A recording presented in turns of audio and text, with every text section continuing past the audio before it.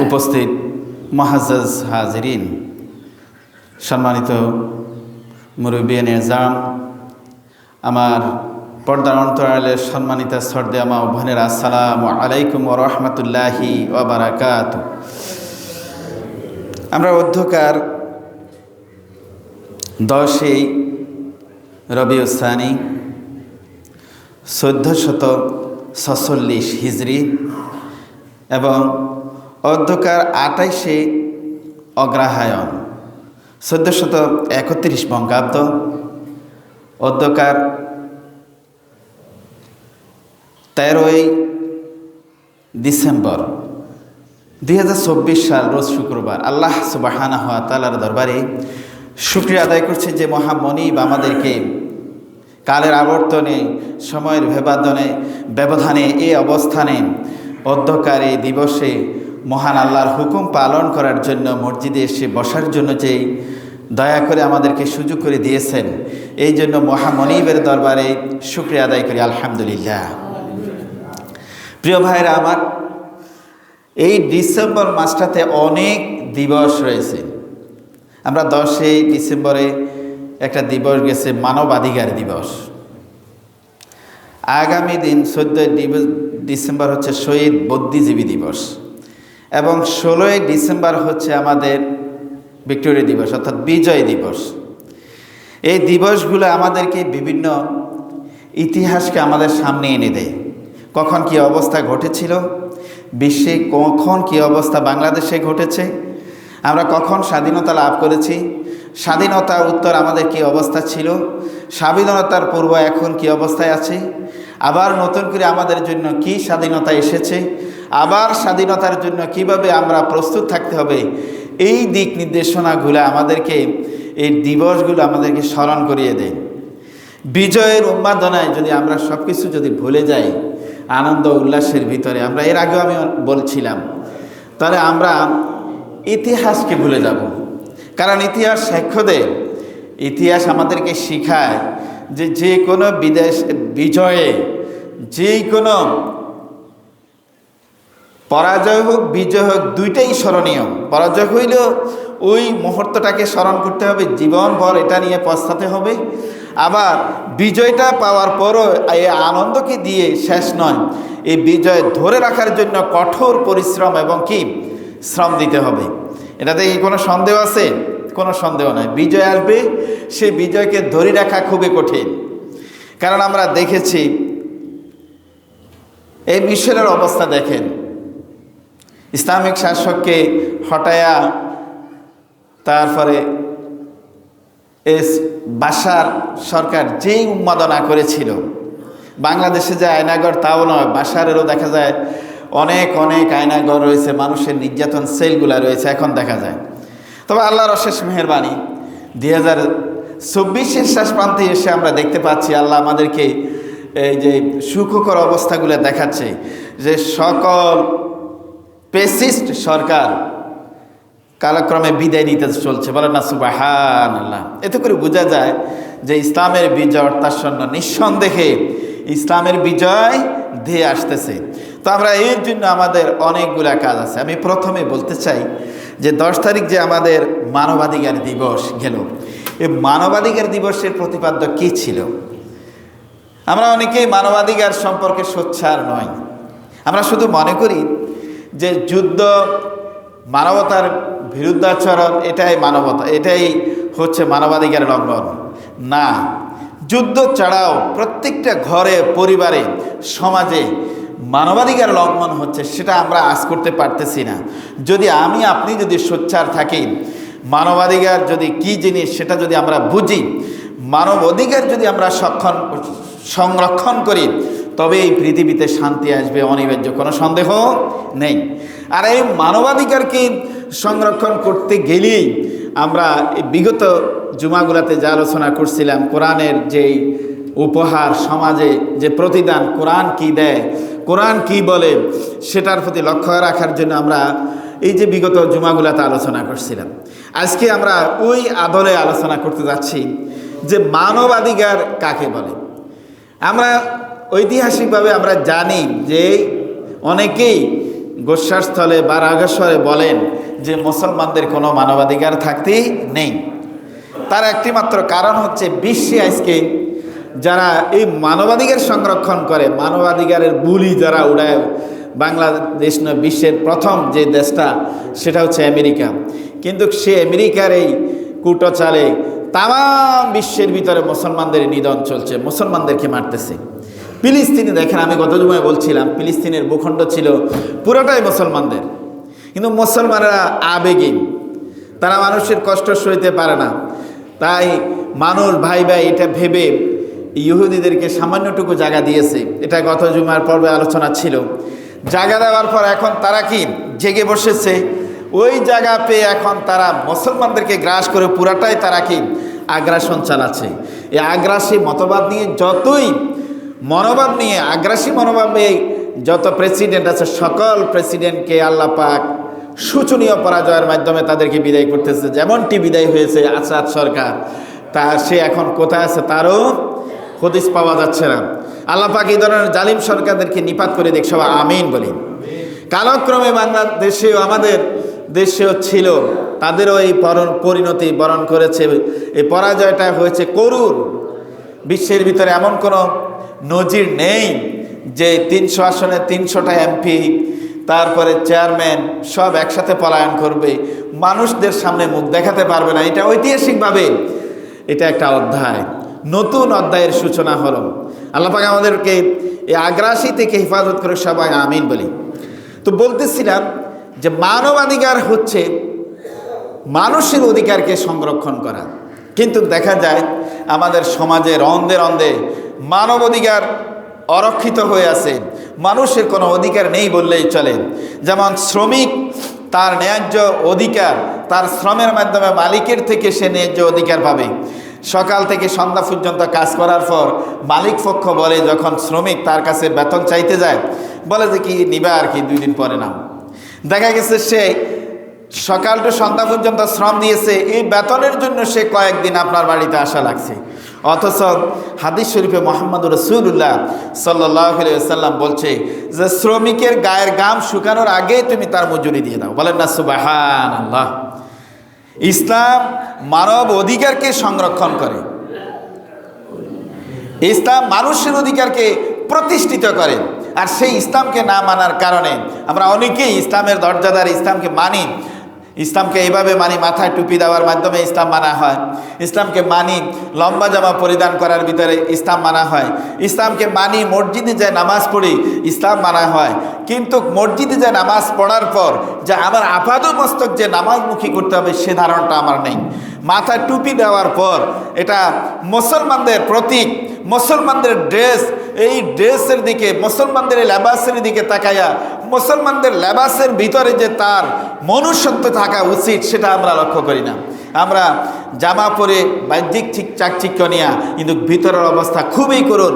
প্রত্যেকটা রন্ধে রন্ধে আমাদের দ্বারায় মানবাধিকার অরক্ষিত হচ্ছে, মানব অধিকার লঙ্ঘন হচ্ছে। কিন্তু আবার নিজেকে আমরা মোমেনও দাবি করি। যারা মানব অধিকার লঙ্ঘন করে তারা কখনো মোমেন হতে পারে না, এটা কোরআন এবং হাদিস দ্বারা স্বীকৃত। আর কোনো মানুষকে নিতান্ত কষ্ট দেওয়া সেটা হচ্ছে আকবারুল কাবায়ের, কবিরা গুনাহের ভিতরে সবচেয়ে বড় গুনাহ হচ্ছে কবিরা গুনাহ, গুনাহের ভিতরে সবচেয়ে বড় গুনাহ কবিরা। আর ওই কবিরা গুনাহ হলো কাউকে কষ্ট দেওয়া, বিনা অপরাধে কাউকে জেলে খাটানো, বিনা অপরাধে কাউকে জুলুম করা, বিনা অপরাধে কাউকে আটকায় রাখা, বিনা অপরাধে কাউকে গুম করে ফেলা, এগুলো হলো কবিরা গুনাহ। এর থেকে নিষ্কৃতি পাওয়ার কোনো সম্ভাবনা নেই। আল্লাহ পাক আমাদের প্রত্যেককে এই কবিরা গুনাহ থেকে হেফাজত করুক, সবাই আমিন বলি। বলছিলাম যে সমাজে কিভাবে মানবাধিকার অরক্ষিত হচ্ছে বা মানবাধিকার লঙ্ঘন হচ্ছে সে ব্যাপারে কথা বলবো। আমরা অনেকেই নিজে পুরুষ হিসেবে আমরা অনেকেই বিয়ে করেছি, কিন্তু বিয়ে করার পর আপনার উপর একটা গুরু দায়িত্ব, আপনার স্ত্রীকে ভরণ পোষণ থেকে তার মারা যাবার পর কাফন দাফন থেকে শুরু করে সব কিছুর ব্যয়ভার কে বহন করবে? তার স্বামী। স্বামীর উপর ন্যায্য দায়িত্ব। কিন্তু বিয়ে করার পর থেকেই শুরু হয় এই যে যৌতুক নামীয় যে কৌতুক শুরু হয়, বিভিন্ন রকমের কৌটো চালিয়ে বিভিন্ন রকমের কলা কৌশলের মাধ্যমে শ্বশুর বাড়ি থেকে বিভিন্ন রকমের তারপরে উপটোকন নেওয়ার জন্য যে ব্যবস্থাপত্র জারি করা হয়, এটা সম্পূর্ণই হারাম, এটা কখনোই গ্রহণ করা যাবে না। আর যদি শ্বশুর পক্ষ যদি স্বেচ্ছায় প্রণোদিত হয়ে আপনাকে যদি তার জমিনের অর্ধেকও দিয়ে দেন, তাতে কোনো আপত্তি নেই, আপত্তিও করা যাবে না, এটা গ্রহণ করা কি সুন্নাহ। কিন্তু আমাদের দেশে যে যৌতুক যে প্রথাটা, অর্থাৎ একটা নারীকে বিয়ে করার পর শরীয়তের প্রথা হচ্ছে তার মোহরানা দিয়ে দেওয়া, এটা ফরজ। আর এটা যদি না দিয়ে দেওয়া হয় তাহলে আপনি কবিরা গুনাহ করতেছেন, আল্লাহর কাছে দায়ী থাকতেছেন। এটা যেভাবে হোক পরিশোধ করতেই হবে। যদি পরিশোধ না করেন মুসিবতের ময়দানে ভয়াবহ অবস্থার শিকার হইতে হবে। সে প্রসঙ্গে আমরা পরে আলাপ করব। তো বলতেছিলাম, এটা একটা কি স্ত্রীকে মোহরানা না দেওয়া, এটাও হচ্ছে কি মানবাধিকার লঙ্ঘন। মানবাধিকার লঙ্ঘন কি কি কাজে হয় সে ব্যাপারে আমরা ব্যাখ্যা দিচ্ছি।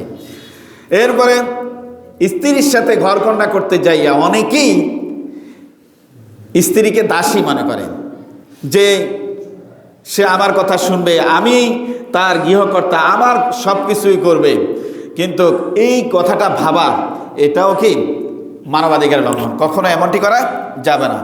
স্ত্রী আপনার অর্ধাঙ্গিনী, তার দুঃখে সুখে আপনি, আর আপনি তার দুঃখে সুখে, যেখানে আল্লাহ রাব্বুল আলামিন বলছেন হুন্না লিবাসুল লাকুম ওয়া আনতুম লিবাসুল লাহুন্না। আল্লাহ রাব্বুল আলামিন বলেন, অধিকার সংরক্ষণের বেলায় তোমার স্ত্রী তোমার জন্য পোশাক পরিচ্ছদ, আর তোমার স্ত্রীর জন্য স্বামী হলো তার পোশাক পরিচ্ছদের ন্যায়। বলেন সুবহানাল্লাহ। একে অপরের অঙ্গাঙ্গিভাবে থাকবে, তো একে অপরের সুখে দুঃখে দুঃখী হবে, সুখে সুখে হবে, বন্ধু প্রতিম বন্ধু প্রতিম আচরণ করবে, কখনো ধিক্কার দিয়ে কেউ কাউকে আঘাত করবে না। এমনটি করলে পরে বিশ্ব মানবতার মুক্তির দূত জনাবে রাসূলুল্লাহ সাল্লাল্লাহু আলাইহি ওয়াসাল্লাম বলেন, যে ব্যক্তি তার ঘরের ভিতরে তার স্ত্রীর কাছে প্রিয়, সে সকল মানুষের কাছেও প্রিয়। বলেন সুবহানাল্লাহ। যে তার স্ত্রীর কাছে বিশ্বস্ত, সে সর্বসাধারণের কাছেও বিশ্বস্ত। বলেন সুবহানাল্লাহ। যে তার স্ত্রীর কাছে ভালো গুণের অধিকারী, সে পাড়া পড়শি সমাজেও সে ভালো গুণের অধিকারী হিসেবে স্বীকৃতি পায়। বলেন সুবহানাল্লাহ। বিশ্ব মানবতার মুক্তির দূত জনাবে রাসূলুল্লাহ সাল্লাল্লাহু আলাইহি ওয়াসাল্লামের সম্পর্কে সার্টিফিকেট নিতে যাইয়া সাহাবারা যখন জিজ্ঞেস করলেন আম্মা জান আয়েশা সিদ্দিকা রাদিয়াল্লাহু তাআলা আনহাকে, যে আপনি বলুন তো দেখি মানবতার মুক্তির দূত জনাবে রাসূলুল্লাহ সাল্লাল্লাহু আলাইহি ওয়াসাল্লাম কেমন ছিলেন, ব্যাখ্যা দেন। আম্মা জান আয়েশা সিদ্দিকা রাদিয়াল্লাহু তাআলা আনহা বললেন, তোমরা কি কোরআন পড়া ভুলে গেলে নাকি? সাহাবারা বললেন, না, আমরা তো কোরআন পড়ি। আম্মাজান আয়েশা সিদ্দিকা রাদিয়াল্লাহু তাআলা আনহা বললেন, বিশ্বনবী তো এমন কোনো কাজ করেন নাই, এমন কোনো কথা বলেন নাই যা কোরআনের ব্যত্যয় ঘটবে। কোরআন যা বলছে হুবহু আমার নবী মুহাম্মদুর রাসূলুল্লাহ সাল্লাল্লাহু আলাইহি ওয়াসাল্লাম তা করেছেন। বলেন সুবহানাল্লাহ। তাহলে দেখেন, স্ত্রী যদি স্বামীর সার্টিফিকেট এভাবে দেয়, আমার আপনার এই জগতে আমাদের সার্টিফিকেট স্ত্রী এবারে দিবি কি না, সেই ব্যাখ্যাটা আপনার কাছে থাকলো, সেটার জন্য বিচারটা আপনার কাছে রইল। আপনি বিবেচনা করবেন যে আপনি আপনার স্ত্রীর সাথে কেমন ব্যবহার করেন। যদি অনৈতিক স্ত্রীর উপর যদি আপনি তার অধিকারকে খর্ব করেন, তাহলে আপনি মানব অধিকার লঙ্ঘন করলেন। আর মানব অধিকার লঙ্ঘন করা হচ্ছে কবিরা গুনাহের অন্যতম গুনাহ। বলেন না নাউযুবিল্লাহ। একটা মানুষের অধিকার কখনোই খর্ব করা যাবে না, অধিকারকে প্রতিষ্ঠিত করার জন্য বলছেন। তাই যদি হয় তাহলে আপনি বিশ্ব মানবতার মুক্তির দূত জনাবে রাসূলুল্লাহ সাল্লাল্লাহু আলাইহি ওয়াসাল্লামের জিন্দেগি যেভাবে যাপন করেছেন, লাকাদ কানা লাকুম ফি রাসূলিল্লাহি উসওয়াতুন হাসানাহ। আমাদের নবী মুহাম্মদ রাসূলুল্লাহ সাল্লাল্লাহু আলাইহি ওয়াসাল্লামের জীবনীটা একটা উত্তম আদর্শ হিসেবে আল্লাহ পাক স্বীকৃতি দিয়েছেন। বলেন সুবহানাল্লাহ। সেই জীবনী অনুধাবন করলে পরে পরিবারের শান্তি আসবে, সমাজের শান্তি আসবে, রাষ্ট্রের শান্তি আসবে। নবীজি কখনো নিজের জন্য কিছু করেন নাই, সব কিছুই সবসময় মানুষের জন্য করে গিয়েছেন। বলেন সুবহানাল্লাহ, আল্লাহু আকবার। তাহলে যদি এমনটি হয় তাহলে আপনার আমার জীবনটা হবে ধন্য। এরপরে আসুন, যদি স্ত্রীর উপর অনেকেই বিভিন্ন রকমের যে কাজ স্ত্রী পারবে না সে কাজটাও চাপাই দেয়। যেমন অনেকে আমরা বিভিন্ন জায়গায় গেলে পরে দেখি ধান কাটতেছে, জমিনে রোপা লাগাইতেছে স্ত্রী। কেন? এটা তো এত বৈষম্য কেন? আপনার ঘর করতে সে ঘরের সকল কাজগুলো সে করে, আবার ঘরের কাজ করার পর আপনি যদি তাকে বাইরেরও কাজ করাতে যান, এটা কি জুলুম না অত্যাচার নয় কি? এটা সবচেয়ে বড় অত্যাচার। একজন ধার্মিক, একজন সম্ভ্রান্ত পুরুষ, একজন মুমিনা সার্টিফিকেটধারী পুরুষ কখনো তার স্ত্রীকে এইভাবে পুরুষের মতো খাটাতেই পারে না। আপনি দেখুন, আপনার আমার জীবনে অনেক পরিবর্তন, অনেক কিছু আমাদেরকে দেখায়। যেমন আপনার আমার বাচ্চা আছে, ছোট বাচ্চা, একটা ছোট বাচ্চাকে আপনাকে যদি দেওয়া হয় যে এই তারপরে বাবু কান্না করে, তুমি বাবুটাকে নাও, আপনি বাবুটাকে কোলে নিলেন, এটা বাস্তব একটা উপমা। দেখেন, আপনার আমার জীবনে, প্রত্যেকেরই জীবনে এটা গড়ায় গেছে। এই জীবনটা আমরা পার করেছি, পার করতেছি। আপনার বাবুটাকে দেওয়ার পর আপনি 10 মিনিট রাখলেন, 15 মিনিট রাখলেন, আধা ঘন্টা রাখলেন, বলুন সর্বোচ্চ 1 ঘন্টার উপরে কোনো পুরুষ রাখে?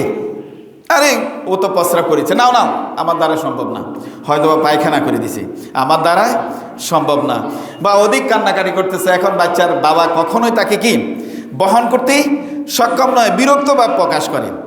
আচ্ছা বলুন, আপনার এই বাচ্চাটাকে 1 বছর 2 বছর নয়, 3টি বছর, অনেকের তো দেখা গেছে 5 বছর হইল তার প্রস্রাব পায়খানা কাছাইতে হয় না, তা আপনি বাবা হয়ে কয়দিন পরিষ্কার করছেন? এই সব কিছু দায় দায়িত্ব মা হয়ে, একজন ঘরণী হয়ে তারপরে সে করছে। কিন্তু এই অধিকারটা তো অর্ধেক আপনারও ছিল, আপনি যে বাচ্চার তত্ত্বাবধান করা আপনার দায়িত্ব ছিল না? কিন্তু আমরা তো করিনি বলে তাকে একটা সাইডে যদি আপনি তাকে ভার সইতে দেন, অন্য সাইডটা তো কাভারেজ আপনিই দিতে হবে। এটাই তো মানবিকতা, এটাই তো ইনসাফ। আর এই যদি ইনসাফ যদি আপনি না করেন, তাহলে আপনি আল্লাহর কাছে কি করতে হবে? ধরা দিতে হবে। কোনো রকমের বাঁচার কোনো উপায় নাই। এই অধিকারগুলোকে যদি আপনি সংরক্ষণ করেন, আপনি মানবাধিকারকে সংরক্ষণ করলেন। আর এই অধিকারকে যদি আপনি হরণ করেন, আপনি মানবাধিকার হরণ করলেন। আর মানবাধিকার হরণকারী কখনো মোমেন হতে পারে না। এটা আমার কথা নয়, বিশ্ব মানবতার মুক্তির জনাবে রাসূলুল্লাহ সাল্লাল্লাহু আলাইহি ইসলামের কথা, আল্লাহর কথা। মানব অধিকার এটা শ্রেষ্ঠ অধিকার। হাদিস শরীফে এসেছে, সাহাবাদেরকে ডেকে বিশ্ব মানবতার মুক্তির দূত জনাবে রাসূলুল্লাহ সাল্লাল্লাহু আলাইহি ওয়াসাল্লাম ফরমানো, সাহাবারা জানিয়ে রাখো, নামাজ পড়লে পরে আল্লাহর হুকুম তামিল করা হবে, নামাজ পড়লেই পরে আল্লাহ খুশি হবে। কিন্তু এই নামাজ পড়ো নাই, আল্লাহর দরবারে ক্ষমা চাইতে হবে। আল্লাহ দয়াবান, ক্ষমা করিও দিতে পারেন। কিন্তু তুমি যদি কোনো মানুষের যদি অধিকারকে হরণ করো, যদি সেই অধিকারটা যদি তোমার দ্বারাই যদি খর্ব হয়, ওই ব্যক্তি নিয়ে যদি তোমাকে ক্ষমা না করে, আল্লাহ রাব্বুল আলামিন কখনোই তোমাকে ক্ষমা করবেন না। আল্লাহু আকবার, আল্লাহু আকবার। যদি এমনই হতো, তাহলে আমার নবী মুহাম্মদুর রাসূলুল্লাহ সাল্লাল্লাহু আলাইহি ইসলাম, তারপরে ফাতিমা কলিজার টুকরা ছিল, যেখানে অনেক হাদিস এসেছে মেয়েদেরকে তারপরে লালন পালনের বেলায় তাদেরকে বেশি করে দাও, তাদেরকে বাজার থেকে যাওয়ার পথে তাদেরকে তাদের সাথে দেখা করো, বাজার থেকে আসার পর তার জন্য কিছু হাদিয়ে নিয়ে আসো, সর্বপ্রথম মেয়ের সাথে দেখা করো, মা বাপ থাকলে মায়ের সাথে দেখা করো। অর্থাৎ মেয়েদেরকে নিয়ে অনেক হাদিস আছে। কখনো মেয়ের পিতাদেরকে গালি দিও না। আমার নবী বলছে, আমি মুহাম্মদুর রাসূলুল্লাহ সাল্লাল্লাহু আলাইহি ওয়াসাল্লাম মেয়ের পিতা। এভাবে করে মেয়েদেরকে অনেক কথা বলছেন। কিন্তু আমার নবী মুহাম্মদুর রাসূলুল্লাহ সাল্লাল্লাহু আলাইহি ওয়াসাল্লাম কখনো কোনো আঘাতপূর্বক কোনো মেয়েকে আঘাত করবেন, সেটা কখনোই আল্লাহ পাক সইবেন না। আমার রাসূলও কখনো এটা কি কখনো বরদাস্ত করেন নাই। সুতরাং তোমরা প্রত্যেকেই সজাগ দৃষ্টি থাকতে হবে, যাতে করে আমার দ্বারাই কারো অধিকার যেন খর্ব না হয়। সেই কারণে বলতেছিলাম, বিশ্ব মানবতার মুক্তির দূত কলিজার টুকরা ফাতিমা, যে ফাতিমাকে তারপর কেউ যদি কোনো কথা বলতেন, নবীজির চেহারা মলিন করে ফেলতেন, সেই কলিজার টুকরা ফাতিমাকে বলতেছেন, ফাতিমা, বিচার দিবসে তুমি এই কথা বলতে পারবে না যে আমি মুহাম্মদুর রাসূলুল্লাহ সাল্লাল্লাহু আলাইহি ওয়াসাল্লাম আখিরি নবী, আমার পিতা, এই হিসেবে তুমি কি নিষ্কৃতি পাবে না আল্লাহর দরবার থেকে। ফাতিমা, তোমার আমলেই তোমাকে কি করবে? জান্নাত এবং জাহান্নামের ফয়সালা দিবে। বলেন না সুবহানাল্লাহ। কেমন কথা যে তুমি যে আমল করবা সে আমলটাই তোমাকে কি জান্নাতে নিবে, আর তোমার আমল যদি খারাপ হয় তুমি সেই আমলে তোমাকে জাহান্নামে দিবে। এখানে আমি নবী মুহাম্মদুর রাসূলুল্লাহ সাল্লাল্লাহু আলাইহি ওয়াসাল্লামের দোহাই দিয়ে বাঁচার কোনো সুযোগ নাই। তাহলে দেখেন, কত বড় কথা। আপনি আমি যে নিজের জীবনটাকে আমরা অতিবাহিত করি, কত রকমের বাঁকা পথে আমরা আসি, যদি একটু তীক্ষ্ণ নজর করি তাহলে আমি একজন মোমেন হতে পারি। আমি যদি চলার পথটাকে পরিবর্তন করি, আমি আমার ঘরণী আমার পরিবারটাকে একটা উজ্জ্বল নক্ষত্রের ন্যায় আলোকিত করতে পারি, একটা ইসলামিক সমাজ আমার পরিবারে প্রতিষ্ঠিত হবে, এটাই তো আমি চাই। তবে আমার গতি পরিবর্তন করি, এমন কাজ করতে দেব না যেই কাজ করলে নারী তার নারীত্বকে হরণ করবে, তার পুরুষত্ব মানুষ অর্ধপুরুষ বলবে, এমন কাজ নারীকে কেন করতে দেব। আমি একজন স্বামী, আমি গৃহকর্তা হিসেবে আমার অধিকার যতটুকুন, সে অধিকারে নারীদেরকে যতটুকুন করার দরকার, সে যেই কাজগুলো করার জন্য হাদিস শরীফে এসেছে, রসুল সাল্লাল্লাহু আলাইহি ওয়াসাল্লাম বলেছেন ওই কাজের ভিত্তিতে ওরা করবে।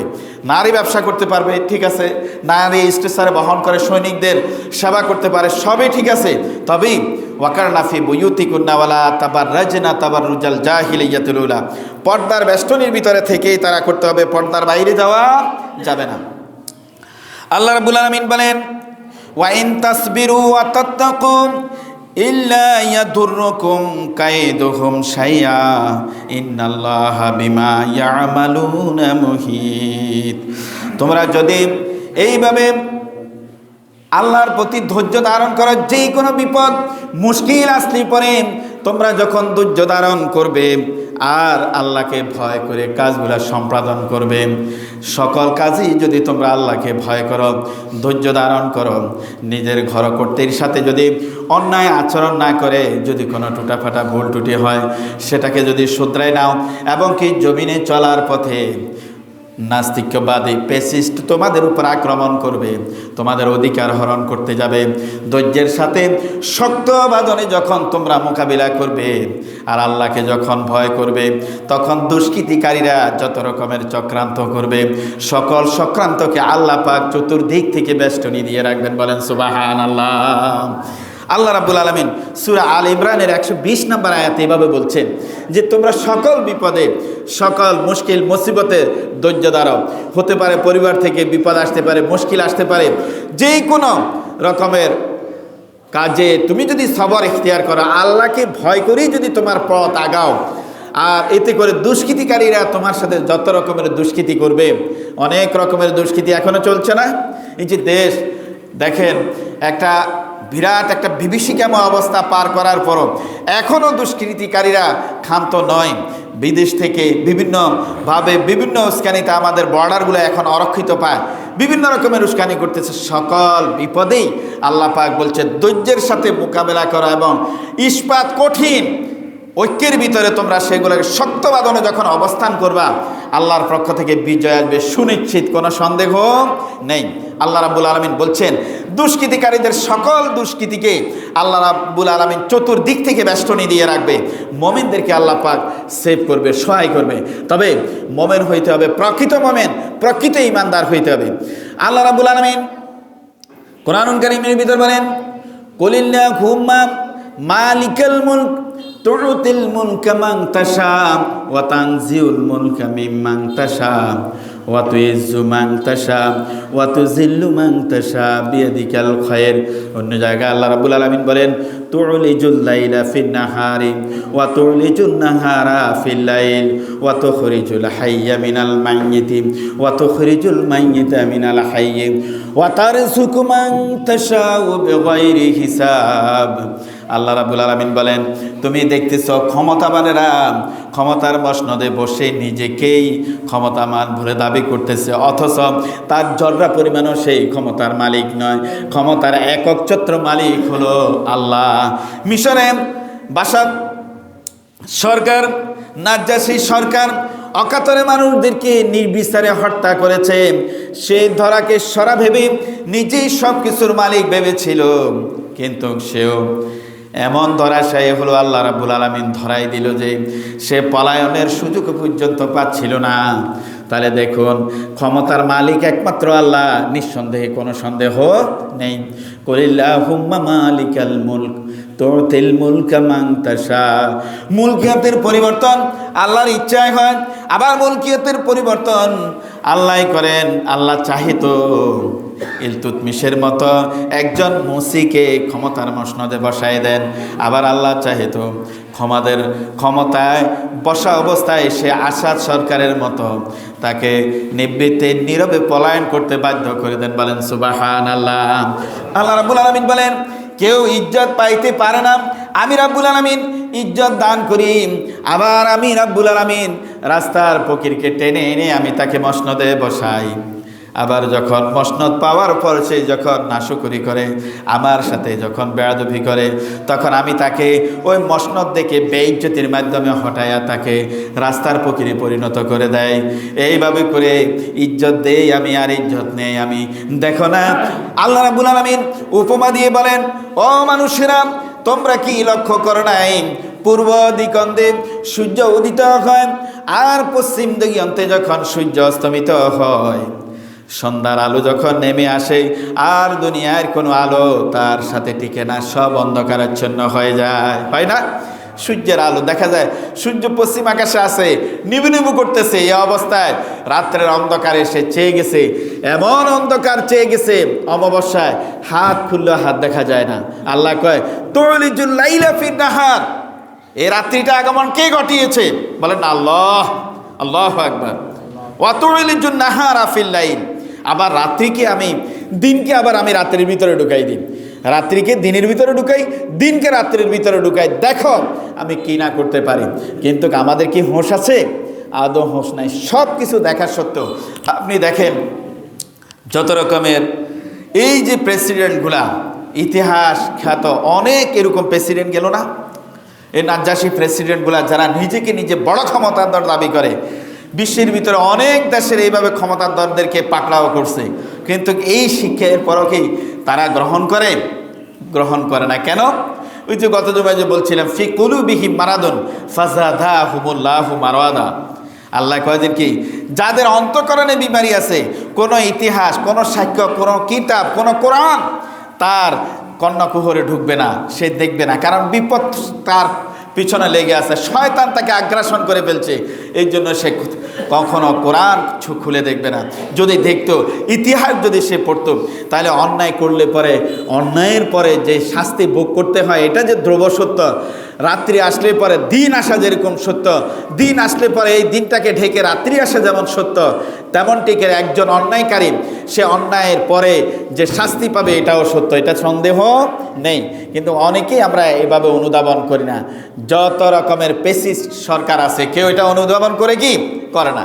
করলে তো তাহলে সে তারা এরকম দেশের ভিতরে নৈরাজ্য তৈরি করতে পারতো না। সবাই নিজেকে ক্ষমতা পাওয়ার পরেই মনে করে যে আমি এই সর্বা, আমার সাথে কেউ টিকে উঠতে পারবে না। আল্লাহ আসলে কি সেই সর্বা না, আল্লাহই সর্বশক্তিমান। কোনটা?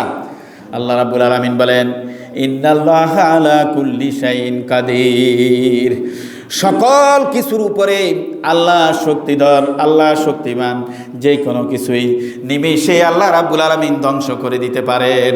তবে তো বলছিলাম 16ই ডিসেম্বর বিজয় দিবস। বিজয় দিবস আসলে পরে কোনো রকমের উন্মাদনা নয়, যেই কোনো বিজয়। এটা তো আমরা পলাশির প্রান্তর থেকে বিজয়ের দেশ মুসলিমদের সূচনা হয়েছিল পলাশির প্রান্তরে। আবার সেখান থেকে উত্থিত করেছে আল্লাহ পাক, আমাদেরকে বিজয় দান করেছে। আবার সেখান থেকে আল্লাহ পাক আমাদেরকে এই 17টি বছর পর্যন্ত আমরা অক্লান্ত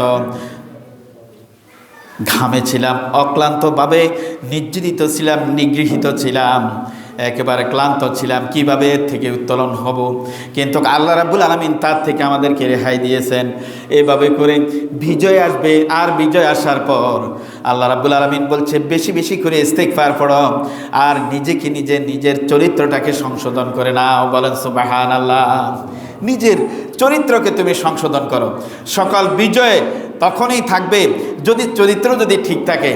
আজকাল যদি আপনি যেখানে যে অবস্থানে থাকুন না কেন, আপনি ঘরে বসে যদি ইনসাফ প্রতিষ্ঠা করেন, সেই ইনসাফ প্রতিষ্ঠা করলে পরে ঘর শান্তি হবে। আপনি সমাজের লিডার, সমাজে বসে যদি সমাজে ইনসাফ প্রতিষ্ঠা করেন, শান্তিপ্রিয় হবে সমাজের মানুষ। এরপরে ইউনিয়ন যদি আপনি ইউনিয়নকে বসে ইউনিয়নের লিডার হিসেবে যদি ইউনিয়নটাকে যদি আপনি ইনসাফ প্রতিষ্ঠা করেন, পুরা ইউনিয়নটা হবে কি একটা শান্তির নীড় রচিত হবে। এইভাবে করে ক্রমান্বয়ে, অর্থাৎ বঙ্গভবন থেকে শুরু করে রান্নাঘর পর্যন্ত সর্বস্তরে যদি ইনসাফ প্রতিষ্ঠা হয়, তবেই শান্তি আসবে, নচেত শান্তি কামনা করা যাবে না। বিজয় আসতে পরে বিজয়ের উন্মাদনায় আমরা বিভিন্ন রকমের পটকাবাজি করি, বিভিন্ন রকমের বিজয় তারপরে উদযাপন করি। আসলে এই উদযাপন এমনটি নয়। মক্কা বিজয়ের পর আল্লাহ রাব্বুল আলামিন তারপরে সূরা নাসর অবতীর্ণ করে দিয়ে বললেন যে তোমরা বিজয়টা এইভাবে উদযাপন করো, জা নাসরুল্লাহি ওয়াল ফাত ওয়া রাআইতান নাস ইয়াদখুলুনা ফি দীনিল্লাহি আফওয়াজা ফাসাব্বিহ বিহামদি রাব্বিকা ওয়াস্তাগফির ইন্নাহু কানা তাওয়াবা। মক্কা বিজয়ের আগে সবাই মনে করছিল যে এই মক্কা মুকাররমা যেখানে সকল মানুষের প্রাণকেন্দ্র, এটা জয় করতে গেলে অনেক রক্তক্ষয় হবে। আল্লাহ বলে যে কি না, এখানে আমার সাহায্য নেমে আসবে, এখানে রক্তক্ষয় নয়, বিনা রক্তপাতে মক্কা বিজয় হয়েছে। আর এই উন্মাদনায় যখন বিভিন্ন রকমের অপসংস্কৃতি চালু হচ্ছিল, তখন আল্লাহ পাক সূরা নাসর নাজিল করে দিয়ে বললেন, ও মুমিনেরা, বিজয় তো এভাবে আসে, যখন আল্লাহর পক্ষ থেকে বিজয় আসবে তোমরা তখন দেখতে পাবে যে দলে দলে লোক ইসলামে দীক্ষিত হচ্ছে। আর তখন তোমাদের কাজ হবে ইস্তিগফার পড়া, বেশি বেশি করে আল্লাহকে স্মরণ করা, মসজিদে সেজদায় লুটায় পড়ে যাওয়া, নিজের একান্তে গৃহের ভিতরে সেজদায় পড়ে গিয়ে আল্লাহর দরবারে কান্নাকাটি করা যে আল্লাহ যে বিজয় দান করেছে এই বিজয় যেন অরক্ষিত থাকে না হয়, সুরক্ষিত যেন হয়, এই বিজয় যেন প্রতিষ্ঠিত থাকে, যেন এই বিজয় যেন আমাদের জন্য চিরকাল কল্যাণ বয়ে আনে। তাহলে দেখা যায় আমরা 16ই ডিসেম্বরে কোনো রকমের উন্মাদনা নয়, বেশি করে নামাজ পড়বো আল্লাহর দরবারে আমরা। তারপরে এই বিজয়টা যেন যুগ যুগ ধরে আমাদের মাঝে অবস্থান করে, সেটার জন্য আল্লাহর দরবারে ইবাদত বন্দেগীর মাধ্যমে কাটাবো। এই বিজয় যে কিভাবে এসেছে সে ব্যাখ্যা দিতে গেলে জুমার সংক্ষিপ্ত আলোচনায় এটা সুকঠিন বলা। তবেই তো কিছু কিছু কথা বললাম যে আমরা মানবাধিকার সংরক্ষণ করব, এবং কি এই যে বুদ্ধিজীবী শহীদ বুদ্ধিজীবী দিবস আগামী দিন, এই যে আমাদের দেশের যখন দেশ স্বাধীন হয় তখন অনেক বুদ্ধিজীবীদেরকে হত্যা করা হয়েছিল। কেন করা হয়েছিল তাও জানেন, যে একটা দেশ যখন সুরক্ষিত থাকবে সেখানে শ্রেণী পেশার লোকগুলো যদি সুশিক্ষিত হয় সে দেশ তত বেশি উন্নত হবে। যে দেশ যে জাতি বেশি শিক্ষিত সে দেশ বেশি উন্নত। আর যেই জাতি, যেমন আসেন আপনার মেজরিটি অশিক্ষিত লোক সাউথ আফ্রিকাতে অদ্যাবধি পর্যন্ত, সেখানে কি যে শাসকে আসুক না কেন নৈরাজ্যকর পরিস্থিতি চলতেছে, কোনো ভালাই নাই, কোনো রকমের সমাজ ব্যবস্থা, কোনো অবকাঠামো স্থির নাই, সব অস্থিরতা অবস্থায় আছে। আমাদের দেশে অন্ততপক্ষে শিক্ষিত লোকের আছে বলেই কিছুটা হইলেও আমরা তাদের থেকে অনেক ভালো আছি। আরও ভালো থাকতে গেলে অবশ্যই বুদ্ধিজীবী প্রয়োজন। সুশিক্ষিত জাতি একটা তারপরে দেশ গড়তে পারে, একটা দেশের সব কিছুই স্থিতিশীল অস্থিতিশীলতাকে কাটাইয়া স্থিতিশীল অবস্থা তৈরি করতে পারে। মানুষ যদি কোরআনের আদলে যদি নিজের জীবনী যাপন করে তাহলে হক হালাল বোঝার পর সমাজ প্রতিষ্ঠা করবে কোরআনের আদলে, তার রাষ্ট্র পরিচালনা হবে কোরআনের আদলে, তবেই অন্ন বস্ত্র বাসস্থান এবং শিক্ষা চিকিৎসা সব কিছুরই একটা আমূল পরিবর্তন হবে। চাইতো আল্লাহ পাক আমাদের প্রত্যেককে তারপরে দিন বোঝার, কোরআন বোঝার, সে মাফিক চলার তৌফিকটুকুন দান করুক, সবাই আমিন বলি। সূরা আল ইমরানের 209 নম্বর আয়াত আল্লাহ রাব্বুল আলামিন বলছেন, ইয়া আইয়ুহাল্লাযীনা আমানুসবিরু ওয়াসাবিরু ওয়ারাবিতু ওয়াত্তাকুল্লাহ আল্লাহু লাআল্লাকুম তুফলিহুন। আল্লাহ রাব্বুল আলামিন বলছেন যে সবরের চেয়ে বড় নিয়ামত আর হতেই পারে না। যেই কোনো বিপদ মুশকিল মুসিবত আসলে পরে মুমিন কখনো অধৈর্য হয় না। একটা পুরুষের পকেটে টাকা নেই, সে কি হতাশ হবে? সে মোমেন হইলে পরে আলহামদুলিল্লাহ আমি এখন একটু তারপরে অর্থভাবে আছি, এই অভাবটা আমার থাকবে না, আল্লাহ পাক আমার পূরণ করে দেবে। আল্লাহর প্রতি সে যখন আকীদা পোষণ করবে, ইমানদারদের সবর অবলম্বন করার পর আল্লাহ রাব্বুল আলামিন যখন সে কঠিন ইস্পাত দৃঢ় নিয়ে সেই সমাজকে সুন্দর অবয়বে সাজানোর জন্য মুনাফিকদেরকে শক্ত হাতে দমন করবে, তখন আল্লাহ বলছে যে এই ব্যক্তিরা আমার রহমতের চাউনিতে অবস্থান করবে। বলেন না সুবহানাল্লাহ। তো রহমত পাইতে গেলে কি করতে হবে? আপনার আমার চরিত্রকে সংশোধন করতে হবে। নিজের ব্যক্তি চরিত্র যদি সংশোধিত হয়, পরিবার সুগঠিত হবে। পরিবার যদি সবাই একটা বাড়ির ভিতরে যদি একটা পরিবার যদি সুগঠিত থাকে, সুশৃঙ্খল বাঁধনে আবদ্ধ থাকে, মহিলারা পর্দানশীল থাকে, পুরুষেরা যদি তারপরে শ্রেণী পেশার যে অবস্থানে থাকুক না কেন, সে যদি সুশৃঙ্খল ইসলামিক বাঁধনে যদি থাকে, তাহলে তাকে দেখা দেখি পুরা পরিবারটা, বাড়িটাই কি হয়ে যায়, সুশৃঙ্খল হয়ে যায়। বাড়ির অন্যান্য লোকেরাও কি শিখে যে একটা আদর্শ পরিবার থেকে অন্য আদর্শহারা পরিবারগুলো দেখা দেখি একটা পরিবর্তন আসে। মহিলারা পর্দা করে, তারপরে পুরুষেরা সালাম দেয়, মানুষের সাথে ভালো আচরণ নিয়ে চলে, কখনো কারো হক না হক করতে চায় না। এইভাবে করে একটা বাড়ি পরিবর্তন হলে ওই বাড়িকে দেখা একটা সমাজ পরিবর্তন হয়, ইউনিয়নে প্রভাব পড়ে, থানায় প্রভাব পড়ে, জেলাতে প্রভাব পড়ে, এরপরে একটা রাষ্ট্রে পরিবর্তন আসে। আসুন আমরা সবাই ইসলামিক একটা আয়না, এই দর্পণের চায়তলে এসে আমরা প্রত্যেকের চরিত্রকে সংশোধন করে কোরআনের আদলে আমরা নিজের চরিত্রকে গঠন করি। তাহলে ওয়াতাসিমু বিহাবলিল্লাহ ওয়ালা তাফাররাকু, প্রত্যেকেই আমরা শক্ত বাঁধনে একীভূত হয়ে একই কাতারে, যেমন মসজিদে আসলে পরে নামাজের কাতারে দাঁড়াই, আমাদের চরিত্রকে সংশোধন করে প্রত্যেকে যেন মুমিন হয়ে এইভাবে একই কাতারে শক্ত বাঁধনে যদি আমরা দাঁড়াই, তাহলে কোনো নাস্তিক, কোনো হিন্দুত্ববাদ, কোনো ইসকন, কোনো নাস্তিক বেদুইন, কোনো রকমের কোনো ইহুদি জাত আমাদের উপর হস্তক্ষেপ করতে পারবে না। ইনশাআল্লাহ পারবে কি? ইনশাআল্লাহ পারবে না। আল্লাহ চাহে তো সে সুদিন আর বেশি দূরে নয়, যে সমস্ত আগ্রাসী সরকারগুলা নিপাত হচ্ছে, আমার মনে হচ্ছে যেন আগামী দিগন্ত ইনশাআল্লাহ, আল্লাহ চাইতে ইসলামের দিগন্ত আল্লাহ পাক কবুল করুক। সবাই আমিন বলি। ওয়ামা আলাইনা ইল্লাল বালাগ। আসসালামু আলাইকুম ওয়া রাহমাতুল্লাহ।